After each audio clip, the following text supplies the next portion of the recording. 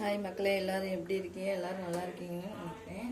நானும் நல்லா இருக்கேன். இப்போ என்ன பண்ண போகிறோம்னா, இப்போ ஒன்றில் வந்து இட்லி உப்புமா செய்ய போகிறோம். ஒன்றில் எண்ணெய் கத்திரிக்காய், ஒன்றில் வந்து முட்டை பொல்லங்காய் கிரேவி செய்ய போகிறோம். இப்போ வந்து ஒவ்வொன்றுக்கும் ஒன்றுது போட்டு வைப்போம்.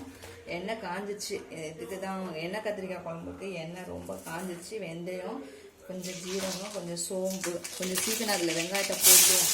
ஏன்னா கருவிடும். அதனால கொஞ்சம் அதுக்கு ஃபஸ்ட்டு போட்டுட்டு வரமிளகாய் தான் பிடிச்சதுன்னா வரமிளகாயும் எடுத்துட்டேன். உப்புமாவுக்கு வேணும்ல, உப்புமாவுக்கு வேணும், அதை இருக்கு வேணும். இட்லி உப்புமா நைட்டு இட்லி உப்புமா நிறையா இட்லி அவிச்சிட்டேன். சரி, ஒரு நாளைக்கு பசங்களுக்கு செஞ்சு கொடுப்போம் அப்படின்னு இட்லி உப்புமாவை இட்லியெல்லாம் உதுத்து வச்சுருக்கேன். இப்போ என்ன பண்ண போகிறோம்னா, ஓகே, இப்போ ஒரு அவசர சமையலாக தான் இருக்குது காலையில்.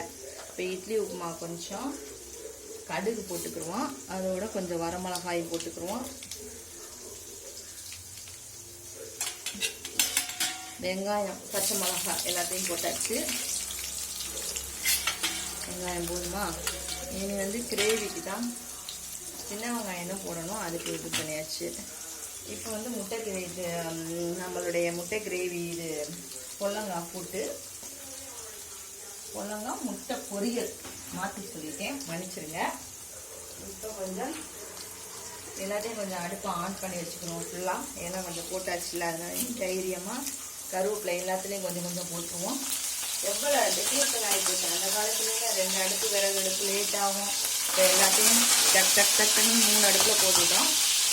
இப்போ வெங்காயம் போட போகிறோம். முட்டைக்கு இது வரவே மாட்டேங்க, எதுக்கும் நறுக்கினதே எப்படியோ போட்டேன். பொல்லாங்காய் பொரியலுக்கு இப்போ எல்லாத்தையும் வெயிட் பண்ணிடுவோம்.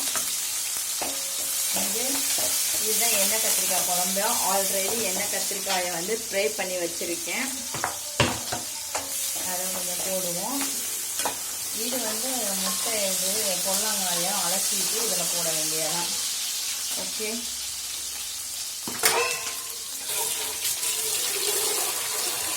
இன்றைக்கி தம்பிக்கு ஸ்கூலு லீவு, பாப்பாவுக்கு மட்டும்தான். அதனால் அவங்களுக்கு பசங்க சொல்லுவாங்களாம், உங்கள் அம்மா நல்லா சமைக்கிறாங்க, எங்கள் அம்மா எப்போ பார்த்தாலும் சாம்பார் புளிக்குழம்பையும் வைக்கிறாங்க. நான் என்ன பண்ணுவேன்னா, இந்த முட்டை கிரேவி பண்ணுறேன்னா, முட்டை ஃப்ரை பண்ணுறேன்னா இதிலே சாதத்தை போட்டு பிரியாணி மாதிரி செஞ்சு கொடுத்துருவேன். அது அந்த பசங்களுக்கு ரொம்ப பிடிச்சிருக்கான். இதில் தக்காளியை போட்டுவோம். வெங்காயம் இதுக்கு வதங்கிட்டு இதில் தக்காளியை போட்டுவோம். இது வந்து பொடலங்காயை போட்டேன். ஒரு பொடலங்காய் இருந்துச்சா அதோட சேர்த்து 2 ஒரு பீக்கங்காய் இருந்துச்சு, அதோட சேர்த்து 2 பொடலங்காயை போட்டேன். ஆனால் கொஞ்சமாக இருந்துச்சு. மொத்தம்னா காய் சாப்பிட மாட்டாங்கல்ல, முட்டை போடுறதுனால சாப்பிடுவாங்கன்னு சரி காய்கள்லாம் அப்படியே வேஸ்ட்டாக போயிடுது, போட்டு நோட்டு செஞ்சுருவோம்னு எல்லாத்தையும் கட் பண்ணிட்டேன். கட் பண்ணுறது தாங்க லேட் ஆகுது. சீக்கிரம் எழுந்திரிச்சாலும் இந்த காய்கறி கட் பண்ணுறது ரொம்ப லேட் ஆகுது. சரியா, கத்திரிக்காய் குழம்பு ரெடி ஆகிட்டு இருக்கு. இங்கே உப்புமாவும் கறிச்சு, வெங்காயம் ஃப்ரை ஆகிடுச்சு நல்லா. பாருங்க, இது கத்திரிக்காய் உப்புமாவுக்கு இட்லி உப்புமா எனக்கு ரொம்ப பிடிக்கும். இட்லி உப்புமா பசங்களுக்கு நான் செஞ்சு கொடுத்தேன், ஒவ்வொரு டைம் செஞ்சு கொடுத்துருக்கேன், இன்னும் கொடுக்கல. இது இட்லியை ஊற்றி வச்சுருக்கேன். இது அப்படியே போட்டு கொஞ்சம் சால்ட்டு போட்டு நைட்டு மீன் குழம்பு இருந்துச்சுங்க. நைட்டு ஃப்ரைடேனால சாப்பிட மாட்டோம், காலையில் சாப்பிட மாட்டோம். பாப்பாவுக்கு மீன் குழம்பு இருந்தால் ரொம்ப பிடிக்கும், அதனால வச்சுருந்தேன். நைட்டு வச்சுருந்தோமா, சரி ஒரு அவிச்சிட்டேன் இட்லி. அப்புறம் பார்த்து மீன் குழம்பு இருக்கிறதுனால காலி ஆயிரும், பத்தாது.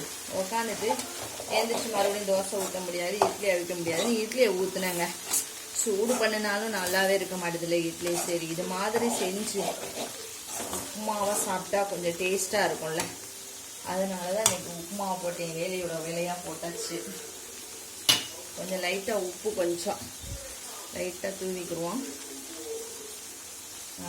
புடலங்காய்க்கும் உப்பு போடுவோம். புடலங்காய் கொஞ்சம் தான் போடுவேன், ஏன்னா எங்கள் மாமனார் வந்து உப்பு கம்மியாக தான் சாப்பிடணும். அவங்களுக்கு எடுத்துக்கிட்டு அதுக்கப்புறம் தான் நாங்கள் உப்பு போட்டுக்கிடுவோம். இதை வந்து மூடி வச்சுருவோம், நல்லா வெந்துடும். பொடலங்காய் பீக்கங்காய் போட்டுக்கனால நீர் சத்து இருக்கிறதுனால கருகாது. அதை மூடி வச்சிட்டோம். இப்போ வந்து இட்லி உப்புமாவை மட்டும் கிளறி விட்டு இதை ஆஃப் பண்ணி போட்டுட்டோம்னா அவ்வளோதான். ரசம் டைம் ஆயிடுச்சு, என்ன ஆச்சு என்ன பண்ணுறாங்க எல்லாம் பாப்பாவுக்கு கலசி விடணும். அவள் வந்துட்டான்னா ரசம் வைக்க முடியாது. அதனால் பாப்பா என்ன பண்ணலாம், இது குழம்போடு அதை முடிச்சிடலாமா அப்படின்னு. அடுப்பில் சோறு தான் பொங்கி ஊற்றி போயிடுது. இனி அடுத்து உடச்சி எடுக்கணும். ஓகே, வரமிளகா இங்கே வந்து சட்னிக்கு எடுத்தேன், அது பிக்க முடியல, வதக்கனே அது நிறையா இருந்ததுனால அதை எடுத்து வச்சுட்டேன். சரி இது புளிக்குழம்புல போடுவோம் லைட்டாக, எண்ணெய் கத்திரிக்காய் குழம்பு போடுவோம் அப்படின்னு. ஓகே, உப்புமாவும் ரெடி ஆயிடுச்சு. உப்புமாவும் இதை வந்து இங்கிட்டு வச்சுருவோம். இப்போ இந்த அடுப்பை ஆஃப் பண்ணிவிட்டு இந்த அடுப்பை ஆன் பண்ணுவோம். இப்போ மேலே இதுக்கு உள்ளது எண்ணெய் கத்திரிக்காய்க்கு புளி ஊற வைக்கணும். ஊற வைக்கல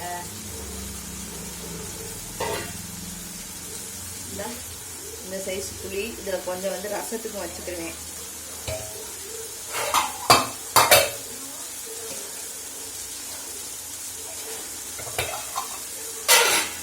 ஓகே, கொஞ்சம் மஞ்சள் பொடி போடுவோம். பொடலங்காய்க்கும் போடுவோம், கத்திரிக்காய்க்கும் போடுவோம். அப்போ சுட்டுருச்சுங்க, கையில் தொட்டோன்னா சுட்டுச்சு. மஞ்சள் பொடியெல்லாம் கொட்டிடுச்சு, கீழே சேர்த்து அடைச்சிக்குவோம். அவசரமாக வேலை பார்க்குறதுனா முடியலைங்க.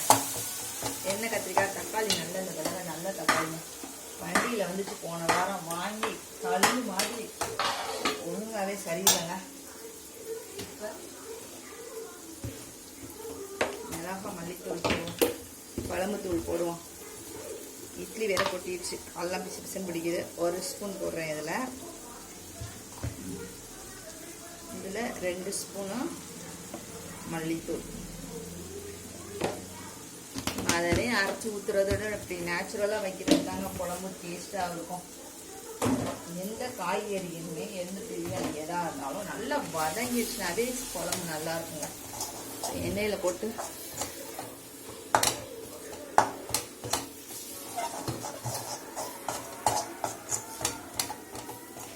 இதுவும் அதே மாதிரி தான். ஏன்னா உப்பு போடாமல் சமைச்சிட்டு இருக்கீங்களே நினைக்காதீங்க. மாமனாருக்கு உப்பு எடுத்துச்சு, ஏன்னா அவங்களுக்கு தனியாக குழம்பு வச்சா உங்களுக்கு வைக்கிற மாதிரியே வைங்க டேஸ்ட்டாக அப்படின்னு சொல்லுவாங்க. அதனால நமக்கு வைக்கிற மாதிரியே வச்சுட்டு அதில் எடுத்துட்டு அதுக்கப்புறம் உப்பு போடுவோம். ஓகேயா, நல்லா வதங்கிடுச்சா? இது மாதிரி நல்லா வதங்கணும். கறி குழம்புக்கு இப்படி வதங்குற மாதிரி வதங்கிடுச்சு பாருங்க. நம்மளுடைய எண்ணெய் கத்திரிக்காய் குழம்பு பசங்களுக்கு ரொம்ப பிடிக்கும். 2 பேருக்குமே எண்ணெய் கத்திரிக்காய், எங்கள் அப்பாவுக்குமே ரொம்ப பிடிக்கும்.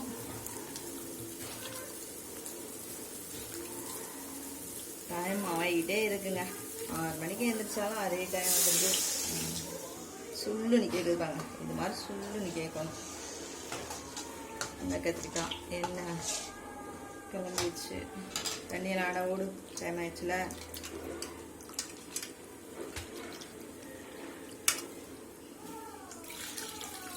டைம் என்ன? கரெக்டாக 7:45 போனாலும் அந்த 8:30 தான் வருது. 8 மணிக்கு போனாலும் அந்த 8 மணிக்கு தான் வருது. சரி, ஓகே. எண்ணெய் கத்திரிக்காய் குழம்பு கொதிக்கட்டும். கத்திரிக்காயை போட்டுட்டு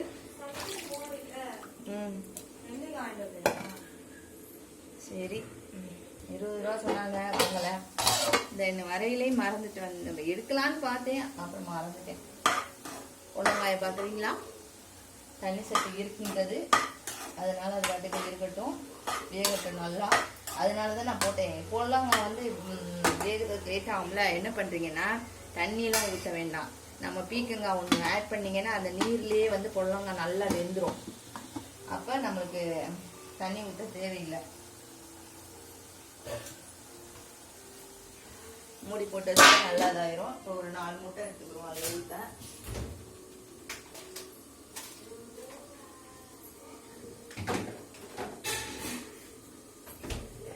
இன்னைக்கு நான் வந்து கிச்சன் டூர் போட போகிறேன். க்ளீன் பண்ணிட்டு எப்படி நம்ம கிச்சன் வந்து எப்படி வந்து க்ளீன் பண்ண போகிறோம் அப்படின்னு 3 முட்டை எடுத்து வச்சுருக்கேன். போதும் முட்டை. இன்னைக்கு அதான் பண்ணலான்னு பார்க்குறேன்.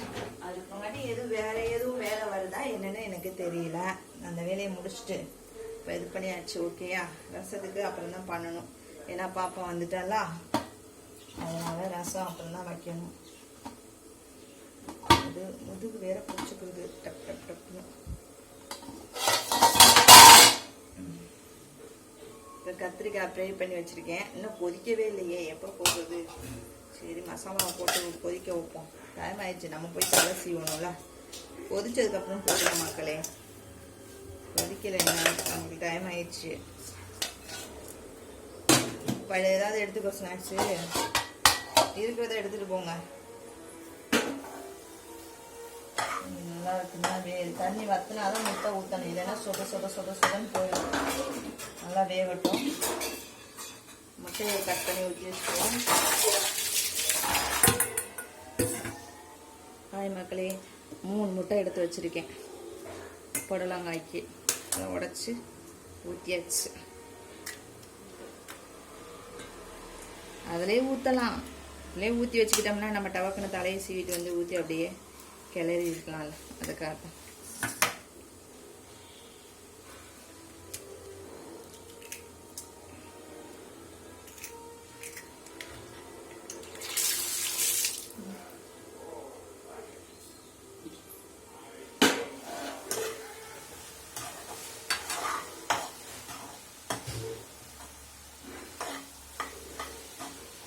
தண்ணி வற்றிக்கிட்டு வருது. கொஞ்சம் மஞ்சத்தூள் இதில் போட்டாச்சு ஆல்ரெடி. மிளகு பொடியும் ஜீரக பொடியும் போட போகிறோம். போட்டுக்கோ. பத்தாதுன்னு நினைக்கிறேன். இதே மிளகு ஜீரக பொடி பத்தாது, மறுபடியும் அரைக்கணும்.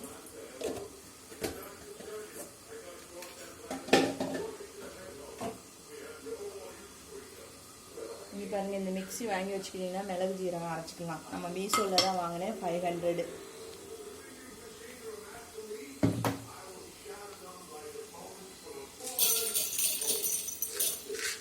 ஆயிரக்கணக்கில் கொடுத்து வாங்குறதுக்கு இது ஒரு ஓகேங்க.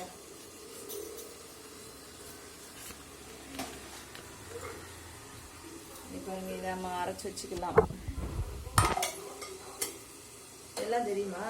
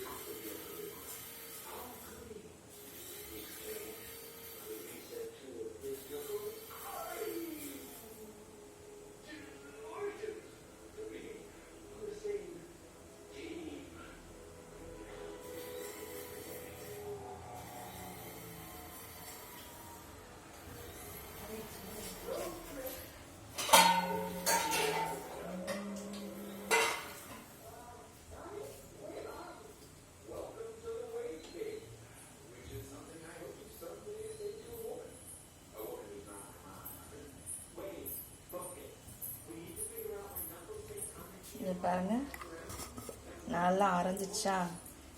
எல்லாம் நினைப்பாங்கல்ல, மீஷோவில் வாங்கினா அந்த எலக்ட்ரிக்ஸ் பொருளெல்லாம் நல்லா இருக்காது, கெட்டு போயிடணும். நான் இது வாங்கி 1 வருஷம் ஆச்சுங்க. ஒரு வருஷம் 2 வருஷம் ஆக போகுது. ஆனால் 1 வருஷம் யூஸ் பண்ணாமே வச்சுருந்தேன். இப்போ நல்லா இதை யூஸ் பண்ணுறேன். மிளகு ஜீரகம் நம்மளுக்கு 500 நல்ல ஒர்த்தாக இருக்குங்க.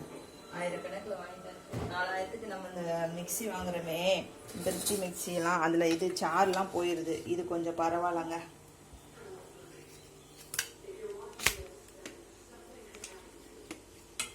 எங்கே ஆளை காணுமேன்னு பார்த்தீங்களா? முட்டை மட்டும் தெரிஞ்சுக்கிட்டே இருக்கேன், என்னன்னு தெரியலையேன்னு பார்த்தீங்களா? இப்போ நான் தான் அரைக்கிறதுக்கு போயிட்டேன். ஓகேங்க, இப்போ அவருக்கு எடுத்து வச்சுட்டு கொஞ்சம் உப்பை போட்டுட்டு 2-3 வேலை இதாங்க. உப்பை போட்டோமா 8 மணி 8 ஆயிடுச்சுங்க.